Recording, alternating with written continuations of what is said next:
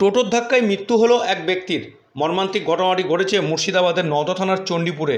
জানা যায় আবুল শেখ নামে ওই ব্যক্তি, সে গত পরশুদিন তার বাড়ি থেকে দোকানে যাচ্ছিলেন। সেই সময় দোকানে যাওয়ার সময় রাস্তাতেই একটি টোটো এবং একটি বাইক চলে আসে।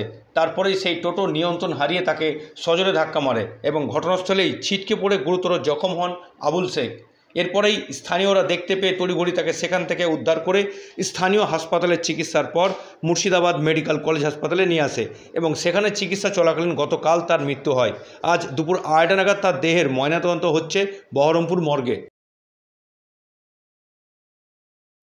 উনি যাচ্ছিল আপনার রাস্তায় বিরিয়ানি, রাস্তায় দোকানে বিরিয়ানি যাচ্ছিল। এবার ওপার হইতে গিয়ে আপনার এই মোটর সাইকেল আর এই টুকটুকির সামনে ভোগে পড়ে গিয়ে নিজেই আত্মদায়ী। ধাক্কাটা কিসে লেগেছে? ধাক্কা লেগেছিল আপনার টুকটুকিতে। টোটোতে? হ্যাঁ। কোন জায়গাটায় হয়েছে এটা? ওটা চণ্ডীপুরে কানাপাড়ায়। আচ্ছা, থানা?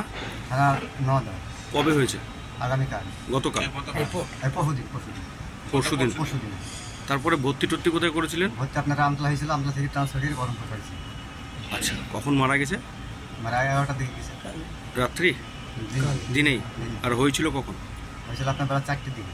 মানে আচ্ছা, কি নাম? আবুল শেখ। আবুল শেখ। এরকম বয়স?